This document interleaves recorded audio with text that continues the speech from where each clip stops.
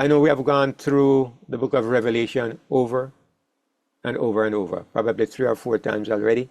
And I'm of the mind that we should keep on going over and over. But anyway, I know they say in Jamaica, too much of one thing is good for nothing.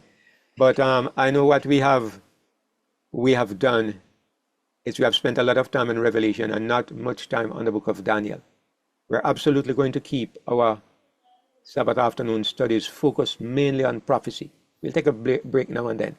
But I'm thinking that we should go to the book of Daniel then, because with all our studies, we have never done a thorough examination of the book of Daniel. Now, most of it seems fairly straightforward, but there are some little nuances that are very important, and they have a great impact on how we understand Revelation. So what I would like to do is go through Daniel just as thoroughly as we have gone through Revelation. The difference with the book of Daniel is that there are some parts in it that seem to deal strictly with history. It's not like Revelation. Revelation is a straight vision. There's no history in Revelation apart from where God gives a message that might have some historical aspect to it. But Daniel is a book that deals with historical records. So it's different from Revelation in that way. But here's the point I want to make right at the beginning. Even the historical parts of Daniel, they are lesson books to teach us concerning prophecies of what will happen in the future, even the history itself. Now, we might refer to that as type, just like we say that the history of the Israelites was a prophecy of the history of the Christian church. Okay, it actually happened, but it is repeated in the history of the Christian church, and so we refer to it as type and antitype.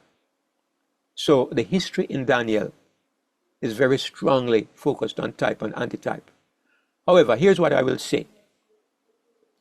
I don't want to go to spend our time going through details of the history of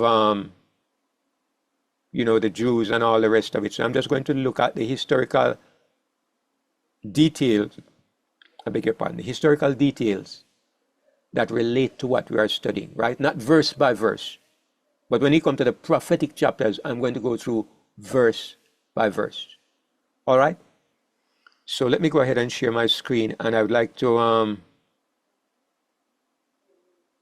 I'm going to skip back and forth between the book of Daniel, between the Bible, I'm sorry, and some images that I have in my PowerPoint. So I'm going to go ahead and share my screen, and all right, so you should be able to see my Bible, and we're going to go straight to the book of Daniel. All right, so Daniel chapter 1 is history, and I'm going to speed through history. Now, first of all, it talks about how Daniel ended up in Babylon. It says in chapter 1 and in verses 1 and 2, in the 3rd year of the reign of Jehoiakim, king of Judah, came Nebuchadnezzar, the king of Babylon, unto Jerusalem and besieged it. And the Lord gave Jehoiakim, the king of Judah, into his hand with part of the vessels of the house of God, which he carried into the land of Shinar to the house of his God, and he brought the vessels into the treasure house of his God. All right, so I do have some images that I believe might help us in cementing this. All right, I'm going to skip over some of what I have here and go to my images. All right, so I'm going to start with this information. I think most of us might perhaps know this, what I'm about to share, but I know that for me, I didn't know it for many years as a Christian. And it came as a kind of surprise to me when I finally recognized that it was so. And what it is that I never knew for a while that Israel was actually divided up into 2 nations. So if you look at the screen, let me see, I can highlight it here. All right, this afternoon my marker is behaving different. It's not disappearing. Now, if you look, I'm outlining the border of what is called the Kingdom of Israel. It's here in the blue. I don't even need to outline it. It's the blue section. This is the Kingdom of Israel. And if you look at the yellow or the yellow-orange down here, this was the Kingdom of Judah. So Israel was the northern kingdom up at the top, and Judah is the southern kingdom down at the bottom. Now, this is interesting because, of course, as we know, Israel was one nation when they came out of Egypt. They were made up of the 12 tribes of Israel, which eventually, as you know, it was actually 13 tribes. Now, since we are going into detail, let me just explain that in case there's anybody who didn't have this information before. But as you know, Jacob had 12 sons. And these 12 sons were the originators of the 12 tribes of Israel. But one of the sons of Jacob was taken to Egypt as a prisoner, as a slave. And while he was in Egypt, after he became the ruler of Egypt, he had two children. One of them was called Ephraim, and the other one was called Manasseh. Now, when Jacob came down into Egypt during the time of the famine, when Jacob and the rest of the family came down into Egypt, Jacob said to Joseph that instead of Joseph, his two sons would get his inheritance. I hope you're following. There are 12 of them. Joseph is one of them. But now Jacob says, instead of Joseph, instead of you, your two sons are going to get your inheritance. So there were Ephraim and Manasseh plus the other 11 boys. Joseph is out. Now his two sons, Ephraim and Manasseh, they come in. So you have 13 tribes. But you know that 12 is God's kingdom number. There has got to be 12. So anyway, you have Ephraim and Manasseh, and there's no tribe of Joseph. If you look in the Bible, you won't find the tribe of Joseph. Instead, you'll find Ephraim and Manasseh and 10 other tribes. Now, how do we end up with 12 tribes if there are now 13 tribes? Well, later on, when they came to Mount Sinai, the Jews made a golden calf. The Israelites made a golden calf and they worshiped the calf.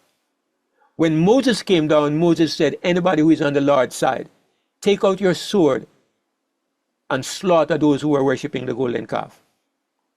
And the Levites, they came forward and they killed all the Israelites who were worshiping the golden calf. And so because of this, God said he would make Levi into a tribe of priests. They would no longer be numbered among the other tribes, but they would be set apart. They would be scattered because they were priests.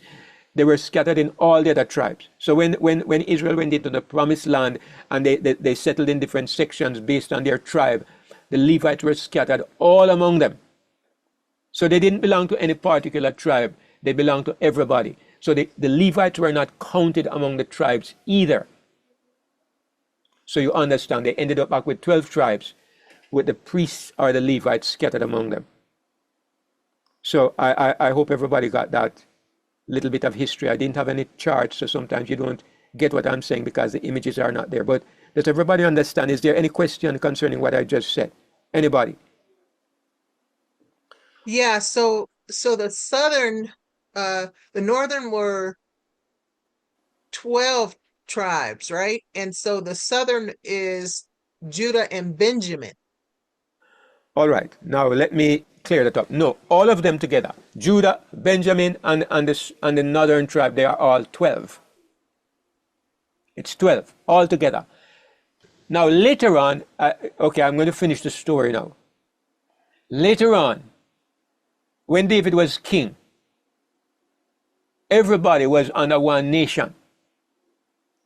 Also, Saul was the first king, right? And it was one nation under Saul. But after Saul died, it split into two.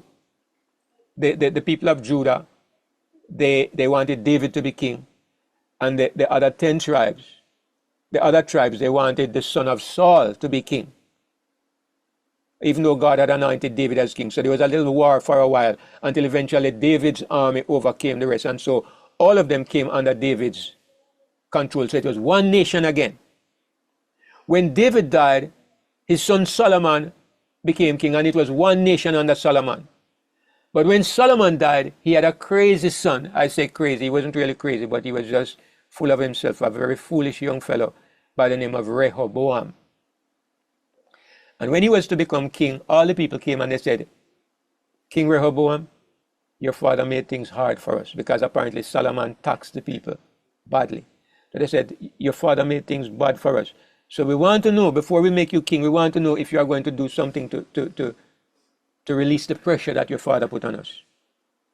And he said to them, all right, give me a little time to think it over.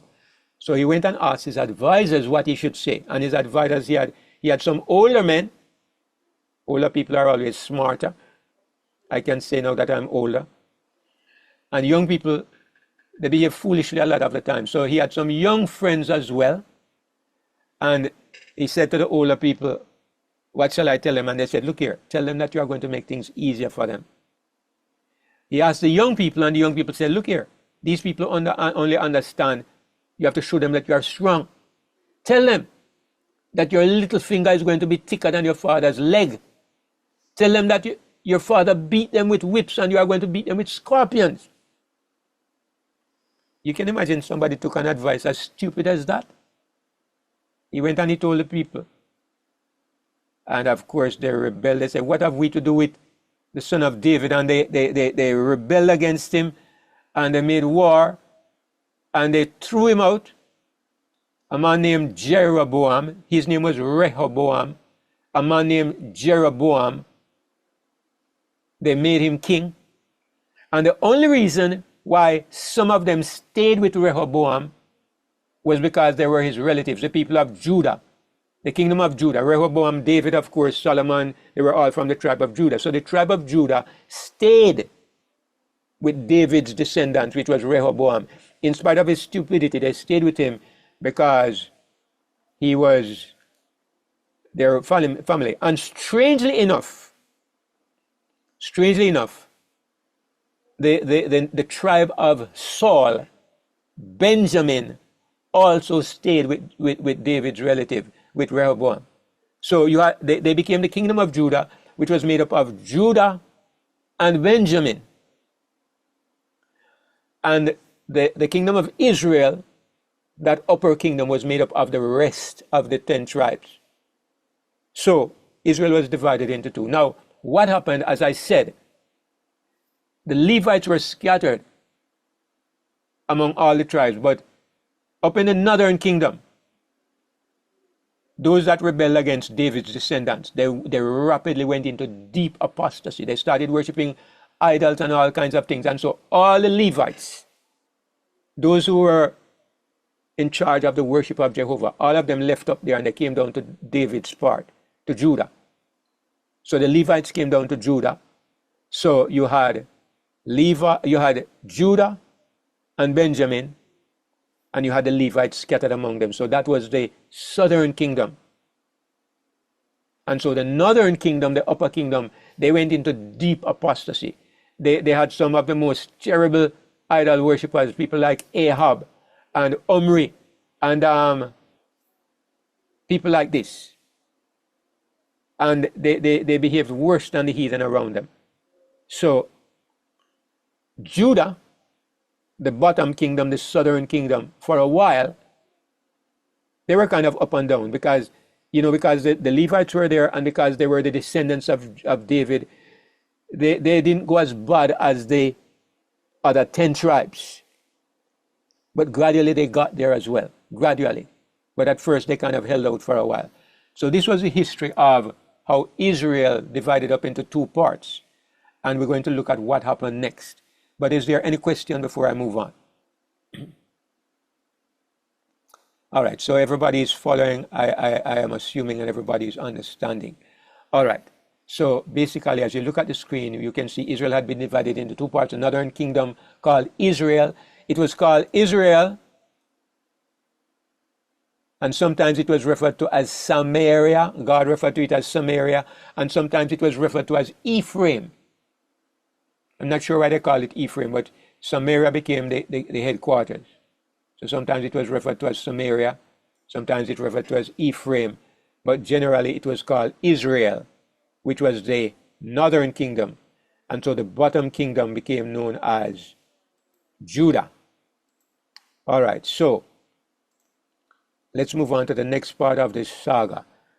The next thing that happened was that the northern kingdom was destroyed. So let me go back to my screen, and I would like to highlight that. I know that people remember better when they see pictures. So I'm going to put a big X through this.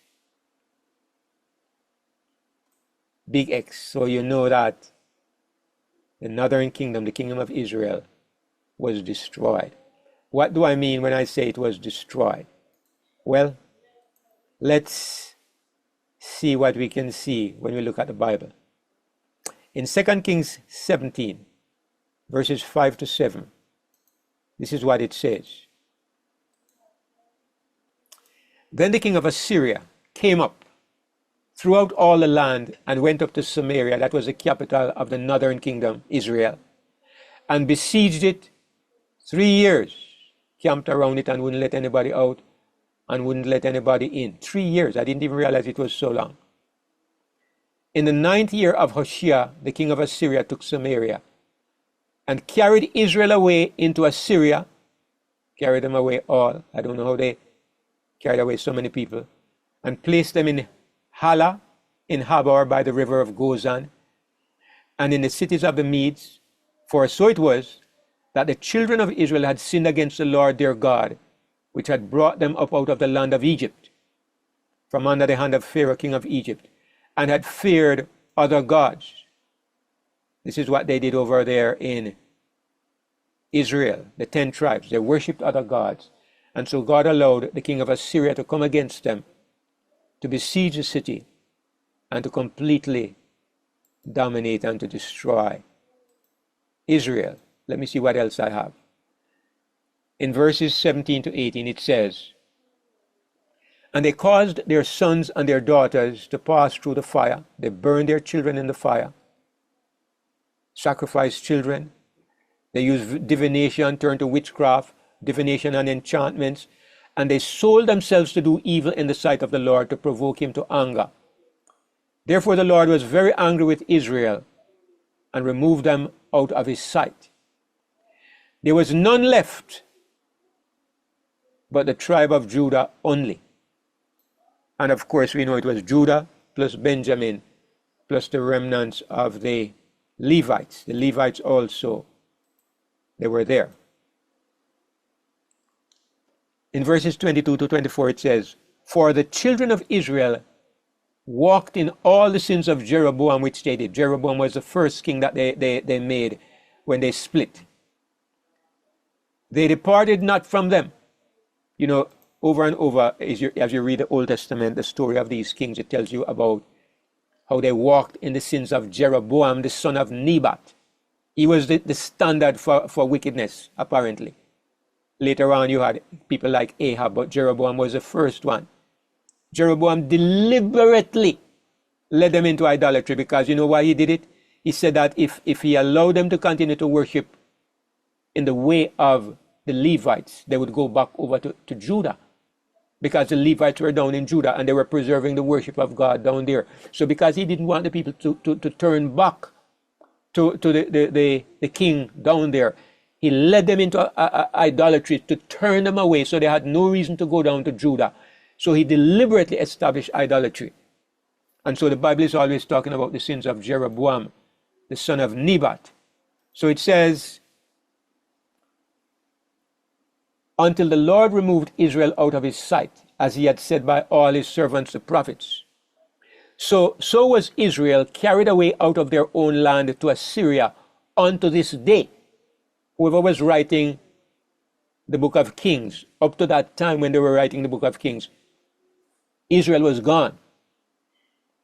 And the king of Assyria brought men from Babylon, and from Cutha, and from Ava, and from Hamath, and from Sepharvaim, and placed them in the cities of Samaria instead of the children of Israel. So I guess you would call this, I don't know what you would call this, some kind of genocide, I'm not sure. They took them away out of their country and they got other people and they brought them in and replaced them. I think some of that is going on in the world right now in a certain place. They took away the people who belong there and they brought in other people. Now, if you understand this, you will understand why, when you read in the Bible that the Samaritans were considered by the Jews. When you go to the New Testament, you see where it says that the Samaritans considered, the Jews considered the Samaritans to be dogs.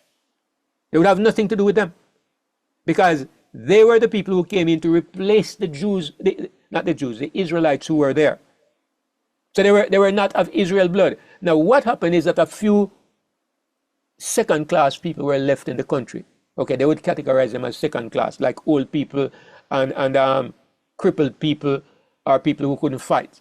They left a few of them there. So when they brought in people from other places to come and live in the country, they intermarried. And so they became what the Jews would have considered a mongrel race. The seed of Israel was polluted, they would consider. And so they would never consider those people as Israelites. That is why, in the time of Jesus, the Jews hated the Samaritans so much. It's because they were a mixed breed, and the Samaritans liked to think that they were Jews, but the Jews would never accept them. That's why in the time of Jesus, the Samaritans were so despised and hated by the Jews. All right, so this is what happened historically to those people, those who were called Israel. Now, the southern kingdom was also destroyed. But this time it was not as bad as with the other kingdom, because you see, this kingdom, the kingdom of Israel, until this day, nobody can identify those 10 tribes. Nobody knows where they are. They were taken away to Assyria and they just integrated into the nations. They just disappeared. So nobody knows where the 10 tribes of Israel are. I mean, people, fanciful people come up with ideas, right? Sometimes I know there are some misguided people, black people, who say they are the Hebrew Israelites. They claim they are the lost tribes. I know that there's this poor misguided fellow, Herbert Armstrong. He says that the Americans and the English, they are the lost tribes. They said the tribes were taken away to England and then their descendants migrated to America. So he says the Americans and the English, they are the lost tribes. I know the Mormons say that the lost tribes were the Red Indians. Even more strange. They say that those 10 tribes went over to America and they became the Red Indians. And so they claim that in their Book of Mormon, they claim that Jesus came to visit them after he left Jerusalem and went back to heaven. He came over there to visit them and he taught the gospel to those Red Indians. So you have all kind of crazy ideas about those 10 tribes. But the facts are, historically, they were taken away to Assyria. And they never again appear in the Bible. And they never again appear in history. They were simply assimilated into the nations. And those 10 tribes disappeared. So the only people that God had left, called by the name, were the Jews. And they were called Jews because they were from the tribe of Judah. So you understand, it was Benjamin plus Judah plus the Levites. But because Judah was the dominant nation and because the king always was from the line of David, who was from the tribe of Judah, that nation became known as Judah, and later on the name was shortened and they were called Jews. So now you understand where the Jews come from, and that they are not the entire 12 tribes, but they are basically what remains of the nation of Israel. So let's continue and see what happened with these remnant. My subtitle says the southern kingdom is destroyed, and it was something similar. Now they, as I said, they held out longer than the 10 tribes. But when you look at the history of the Jews, and the history of the 10 tribes. There's a lesson to be learned. And we looked at this lesson when we were going through Revelation, but I'm going to just touch on it slightly here again. The lesson is that there is no government, not even the government of God, that can keep people from going into apostasy if the government is on the outside. Now, I would repeat that statement because I know there are people who might, but not in this room, I don't think, but there are people who will be greatly offended by what I said, because there are people who believe that if you have the law, you have the good law, you can live right. Rubbish. Even if God is king, and even if you are under a theocracy, like the Jews were, where God himself chose their kings, God chose their judges, God chose their prophets, and what happened? Two great nations became so apostate that one of them was completely eradicated and the other one had to go into captivity for 70 years. The government that is on the outside never produces righteousness. Absolutely not. It is impossible. And the two nations of Israel teaches us this lesson, because they continued for hundreds of years. One of them went on into over 1,000 years, and it was just even when they came back from Babylon, the Jews came back from Babylon, and they said, look here, you know why we went into captivity is because of the apostasy we went into. We started worshiping idols. So we are going to make it that we never worship idols again. They set up rules and regulations, set them in stone so that they would never worship idols again. Okay, that's what the Jews did. All right, did it work? Look at them when Jesus came and tell me something. Did those people have righteousness? They never went back to worshiping idols. They would stone people for worshiping idols, and they become the most self-righteous set of hypocrites that existed on the earth. We would say in Jamaica, they swapped a monkey for a black dog.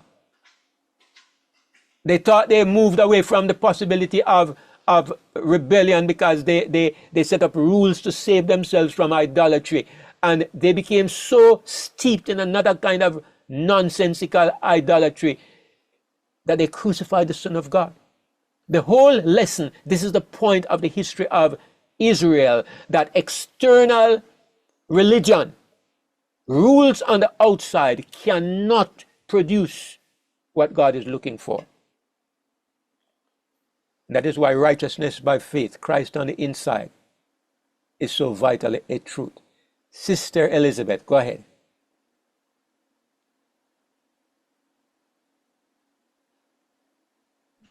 But now I understand about Christ being in the inside. I understand that totally. But if you notice in the Bible, throughout the Bible, was not Israel destroyed actually from the inside, from within? As a nation, yes, but when you say it was destroyed from the inside, it was because their leaders led them into apostasy. But it didn't Yes. matter. It didn't matter which leader they got. It worked the same way. So the point is that the leader was not the problem. The system was the problem. I just, before Brother Tony, I just want to comment on something that A.T. Jones said. I respect A.T. Jones. He had a lot of insight. But you know what A.T. Jones said? He said, the Catholics kept on saying, the Catholic Church is good, but the men who are leading it are bad. A.T. Jones gave this bit of insight. He says, throughout the ages, there were men who came up in the Catholic Church, reformers, and they said, the church is good, it is God's church. But what is the problem is the men who are leading it. And so they tried to get good leaders, like they're always doing, appointing a new pope or whatever. And so he said they tried to put good leaders in place.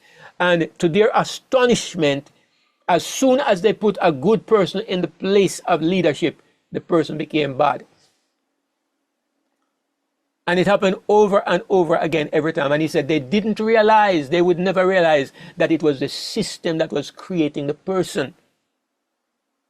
You get the best person and you put him in a bad system and he will become bad. That is why anybody who lives under the illusion that Kamala Harris or Joe Biden or Donald Trump is going to lead people in a good direction. You are delusional. The position, the office itself breeds evil. Put a good man in a bad place and he becomes bad. That's a principle that we learn from the history of Israel. That's a principle that A.T. Jones was trying to say. That's a principle that makes churches go into apostasy, whether it is Adventist or Catholic. Or, it's any system that has a principle where you have external control of one person over another. It leads to that place. You can't avoid it. And so though you say, Sister Elizabeth, that the rot started on the inside, that was the manifestation of the problem. But the whole issue is that it was external control. Men were trying to create righteousness using a system of laws. Men became the agent of leading people to righteousness. That's the problem. It was human methodology of producing righteousness.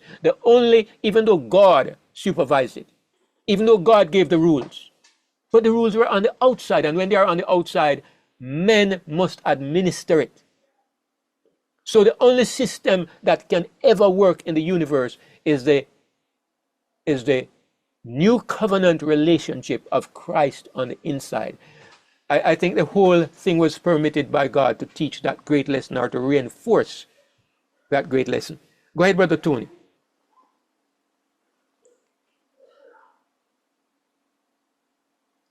Brother Tony? Yeah. Okay.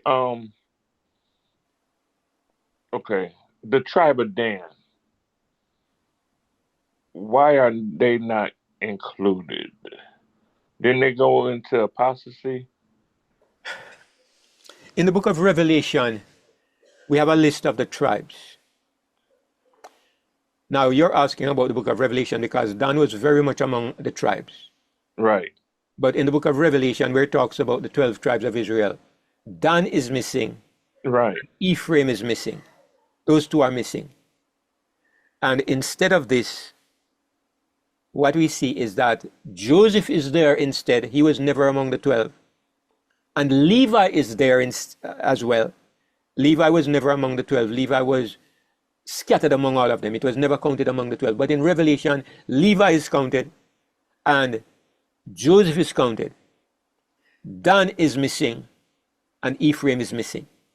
And that's the only place in the Bible you will find it. So the question is always, why does that happen in the book of Revelation? Now, people suggest that it was because Dan and Ephraim were the two tribes that were most responsible for leading the people into idolatry. I don't know if that is true, but that's a suggestion I've heard, okay? That they were foremost in leading people into idolatry. They are mentioned by God because in Hosea, God says of Ephraim, Ephraim is joined to idols. Leave him alone. And it also says that they made a statue. They made an evil statue in Dan. And people go to Dan to worship this statue. Something like that. So anyway, that may be the reason, Brother Tony. But it's a little bit disconnected from what we are looking at the moment. Because as we look at the history here, as a matter of fact, let's go to what happened to Judah. We should be able to conclude this before we have to close for the evening. Now it's talking about Judah now, which is the southern tribe. And the mark of Judah is that the leaders of Judah were the descendants of King David. God had promised David that he would always have somebody to sit on the throne. And even though this promise was ultimately fulfilled in Jesus Christ, but for the duration of Judah, the nation of Judah, until they were destroyed by the Romans long afterwards, there was usually somebody related to David who was sitting on the throne of Judah, or until they were taken away to Babylon. All right. Now look at what it says here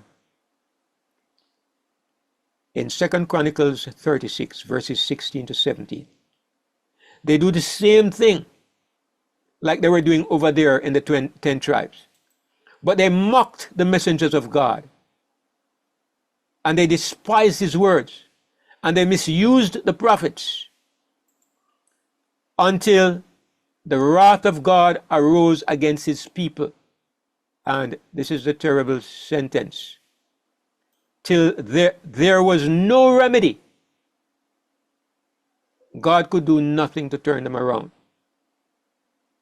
And even though we blame the people, okay, I see that when I change the size of my line, it disappears. All right, there was no remedy. Let me see if this one will stay. There was no remedy. All right, this one stays. So it's the size of the line that is the problem.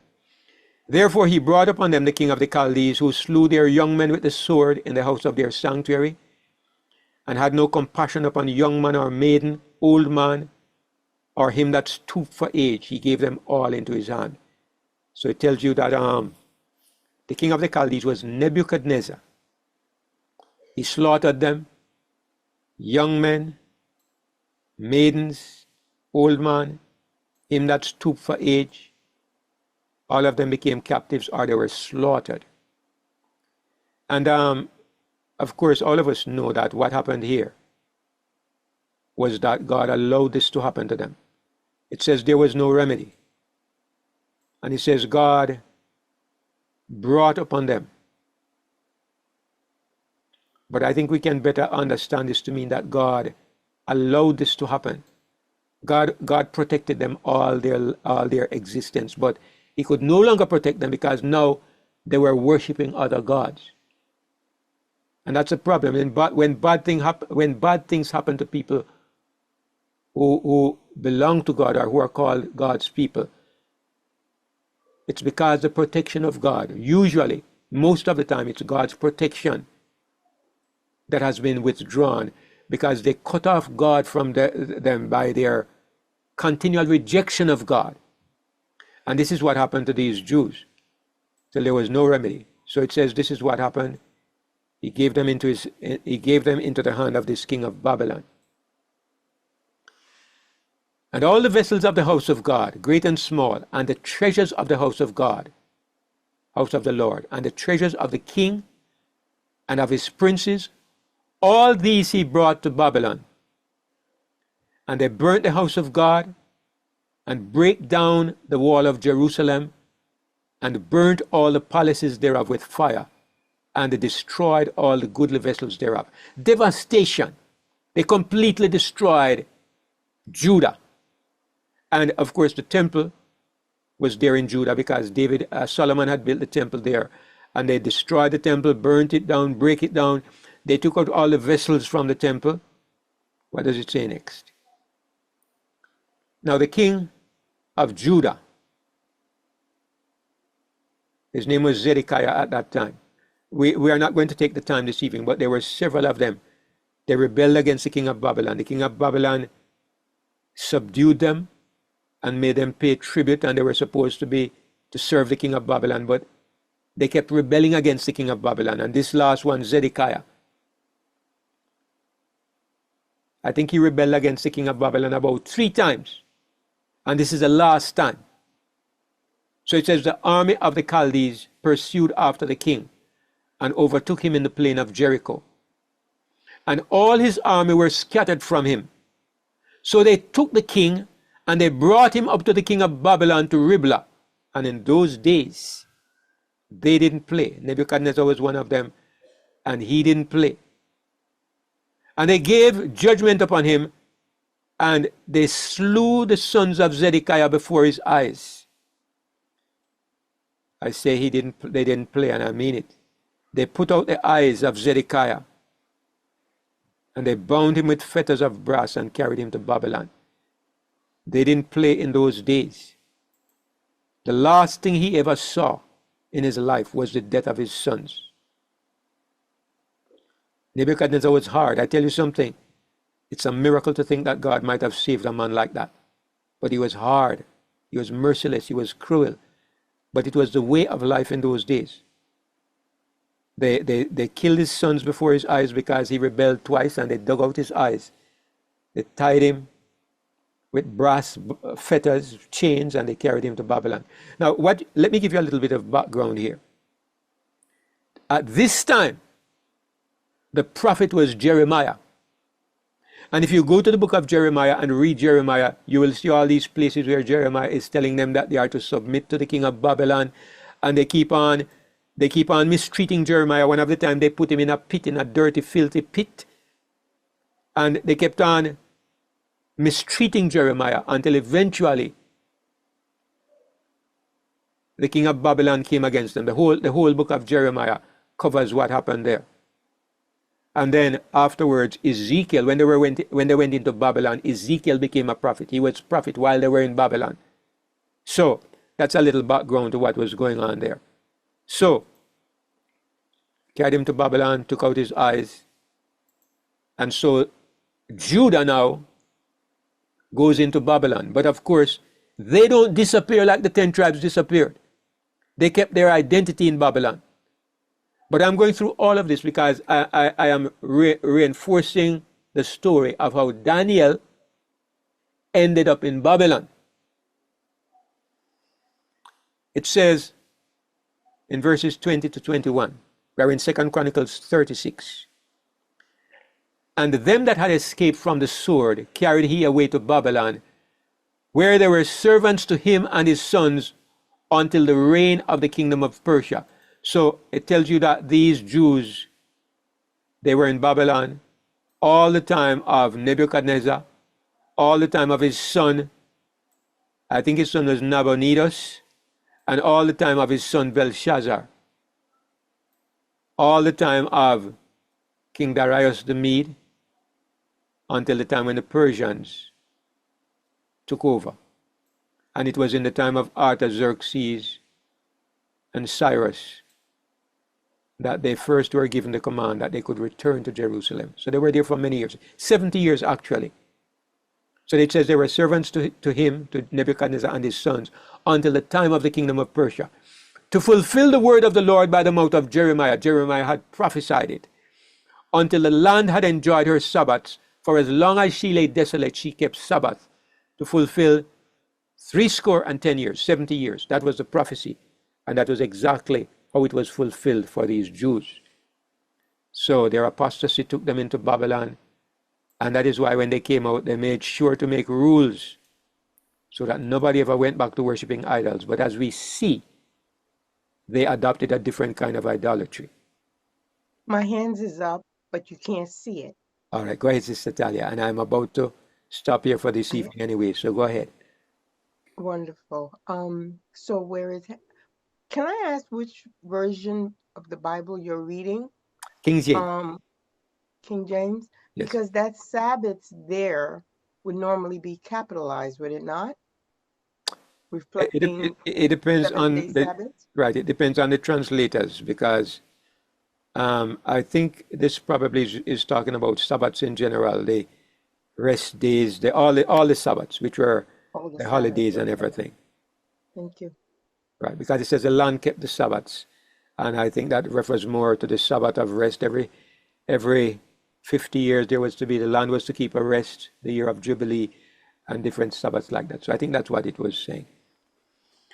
All right. So why go through all this background? Because I'm saying that I'm going to be a little more thorough going through the book of Daniel this time. And so this background information helps us to understand why did Daniel end up in Babylon and what was the background to what was taking place when Daniel was in Babylon. So this is the background. He was from the tribe of Judah, and he and the other young men, Shadrach, Meshach, and Abednego, actually their names were Hananiah, Mishael, Michelle. and Azariah, but their names were changed by the Babylonians. So they were taken to Babylon as a part of this group of captives, and their kingdom was in disarray. So this is the background to help us to understand what is going on in the book of Daniel. All of this is important, and we will see this as we continue to study. But I think I am near the end of my rope. So I'm going to stop here, and I trust that the history, it has been a history lesson. I hope we have been able to grasp the main ideas I was trying to share. Now, if there's anybody who has a question, you can go ahead